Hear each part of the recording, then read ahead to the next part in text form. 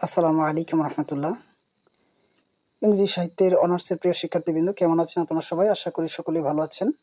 লিডবার্ডস unlocked YouTube channel এবং Facebook পেজের পক্ষ থেকে আপনাদেরকে জানাচ্ছি আন্তরিক মোবারকবাদ এবং সালাম। আজকে ইংরেজি সাহিত্যে যে গুরুত্বপূর্ণ টপিক নিয়ে কথা হবে সেটি হচ্ছে পোয়েটিক ডিকশন। ইতিমধ্যে আপনারা থাম্বনেল দেখে বুঝতে পারছেন। তাহলে চলুন দেখে নেওয়া যাক পোয়েটিক ডিকশন টপিকটি আসলে কি। পোয়েটিক ডিকশন, প্রথমে হচ্ছে ডেফিনেশন অফ পোয়েটিক ডিকশন। আমরা দেখে নিই ডেফিনেশনটা কি, আসলে পোয়েটিক ডিকশনটা আসলে কি। সেটা হচ্ছে poetic diction is a term used to describe the linguistic style, vocabulary, and metaphor that poets use in the writing of poetry. তার মানে হলো পোয়েটিক ডিকশন হলো এমন একটা লিটারেরি টার্ম যেটার মাধ্যমে মূলত একটা লেখা বা একটা সাহিত্যিক কোনো একটা এক্সপ্রেশন মূলত তার গদ্য রূপ থেকে মূলত কাব্যিক রূপে প্রকাশিত হয়। এখানে আরেকটা সহজ ভাষা যদি বলা যায় যে choice of word, that means আমি একই কথা যখন আহ, গদ্য ভাষা থেকে কিছুটা একটু স্পেশাল করে যখন কবিতার ভাষায় লিখবো তখন সেটা একটু স্পেশাল হবে।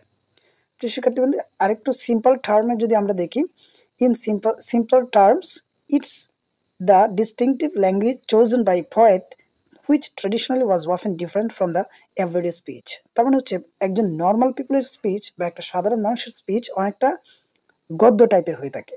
সেই গদ্য টাইপ থেকেই যখন এটা কাব্যিক ভাষায় আসবে তখন শব্দ চয়নের দিক থেকে কবির অনেক সময় মাথায় রাখতে হয় যে আগের যে রিদমটা হয়েছে পরবর্তী শব্দটা সেই রিদমে দিতে হয় যাতে করে আগের গদ্যের সাথে পরের গদ্যের একটা সুন্দর মিল বা মেলবন্ধন প্রতিস্থাপিত হয়। তো সেটার জন্য অবশ্যই ওয়ার্ড চয়েস অফ ওয়ার্ড খুব গুরুত্বপূর্ণ একটা বিষয়। তো পোয়েটিক ডিকশনটা আসলে আলটিমেটলি আমরা যদি ইন এ ওয়ার্ডস বলি তাহলে সেটা হচ্ছে word use of words in a text.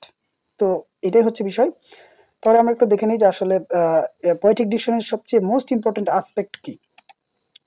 Choice of diction বা পোয়েটিক ডিকশনের সবচেয়ে মোস্ট ইম্পর্টেন্ট আসপেক্ট হলো, প্রথমেই আছে অলরেডি ইতিপূর্বে আমি বলেছি, আপনারা শুনে থাকবেন, যে এখানে দেওয়া আছে হচ্ছে word choice, that means vocabulary. এটা হচ্ছে most important aspect of poetic diction. So poetic ডিকশনের ক্ষেত্রে এই জিনিসটা মাথায় রাখতে হবে যে আমি যখন কোনো একটা লেখাকে যখন কবির ভাষায় লিখবো বা কবিতার ভাষায় লিখবো, কাব্যিক রূপে প্রকাশ করবো, তখন সেই ভাষাটার মধ্যে অবশ্যই একটু আর্টিস্টিক প্যাটার্ন থাকতে হবে। তো সেই আর্টিস্টিক প্যাটার্নটা প্রতিস্থাপিত করার জন্যই আমাদের কি প্রয়োজন আছে, ওয়ার্ড চয়েসের ব্যাপারটা। তাহলে আমরা একটু দেখে নিই যে আসলে ওয়ার্ড চয়েস কে একটু এলাবোরেটলি দেখি।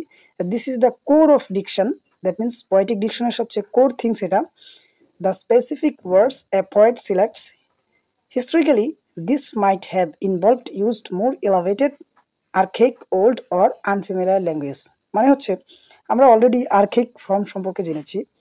ইংরেজি সাহিত্যে একটি খুবই ফ্যামিলিয়ার টপিক এবং খুবই রিনাউন্ড টপিক আর্কেইক ফর্ম। আমরা মোস্ট অফ দ্য পোয়েম দেখেছি যে কবিরা অনেক সময় সেই কবিতাগুলোতে তাদের সেই সময়কার ফর্মগুলাই ব্যবহার করেছে এবং কবিতার লাইনে এখনো পর্যন্ত সেটা রয়ে গেছে।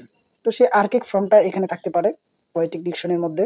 তারপরে হচ্ছে অনেকটা এলাভেটেড হয়ে থাকে, মানে খুবই এটা পরিমার্জিত হয় এবং সেই সাথে হচ্ছে আমাদের আসলে সাধারণ বর্তমান যে ল্যাঙ্গুয়েজটা যেটা বর্তমান কমন পিপল ব্যবহার করছে সেটাতে কিছুটা ভিন্ন রকম হয়। সেই ভিন্ন রকম ধারা বা পন্থার যে শব্দগুলো ব্যবহার করা হয় সেটাই হচ্ছে word choice, that means this is the vocabulary of poetic diction. Another one is linguistic style. তো এখানে লিঙ্গুইস্টিক স্টাইলটা আসলে আলটিমেটলি কেমন হবে, যেমন এখানে আছে যে the overall manner and formality of language including sentence structure and rhythm. মানে হইলো যে ল্যাঙ্গুইস্টিক স্টাইল মানে হচ্ছে ভাষাগত একটা সুন্দর প্রক্রিয়া থাকবে যেখানে একটা ম্যানার, ফর্মালিটিস এবং ল্যাঙ্গুয়েজটা সেই জায়গাগুলো মেনটেন করবে। যেমন এখানে থাকবে সেন্টেন্স স্ট্রাকচার এবং রিদমটা ঠিক রাখতে হবে এবং সেই জায়গায় আমি যখন ওয়ার্ডটা ব্যবহার করতেছি সেটা অ্যারিস্টোক্রেটিক পিপলের গ্রহণযোগ্য ওয়ার্ড হচ্ছে কিনা। এই যে একটা সিচুয়েশন এবং সেটিংস এবং সোসাইটি এবং একটা ক্লাস মেনটেন করে যে সমস্ত শব্দগুলো ব্যবহৃত হয় সেটা আলটিমেটলি লিঙ্গুইস্টিক স্টাইল, যেটা পোয়েটিক ডিকশনের একটি গুরুত্বপূর্ণ বিষয়। এবং সর্বশেষ এবং সবচেয়ে গুরুত্বপূর্ণ বিষয় হলো এখানে, প্রিয় শিক্ষার্থীবৃন্দ আমরা একটু দেখে নেই, সেটা হচ্ছে যে figurative language, the use of literary device mite like metaphor, personification, imagery which are often central poetic diction. That means হচ্ছে ফিগারেটিভ ল্যাঙ্গুয়েজ। ফিগারেটিভ ল্যাঙ্গুয়েজটা হচ্ছে আলটিমেটলি আমরা অলরেডি ফিগার্স অফ স্পিচ সম্পর্কে হয়তো জেনে থাকবো যারা ইংরেজি সাহিত্যের শিক্ষার্থী আছে আমরা, যেহেতু ইংরেজি সাহিত্যেরই ক্লাস এখানে হচ্ছে। তো সবাই এই ব্যাপারে অবশ্যই অবগত আছেন যে আসলে ফিগারেটিভ ল্যাঙ্গুয়েজ জিনিসটা কি।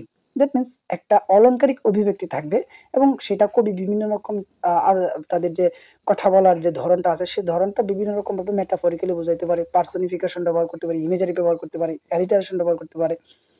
তো এই ধরনের অ্যাসপেক্টগুলো এই পোয়েটিক ডিকশনের গুরুত্বপূর্ণ বিষয়। তো এই ছিল আজকের ক্লাস।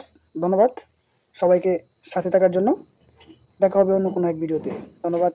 আসসালামু আলাইকুম রহমতুল্লাহ।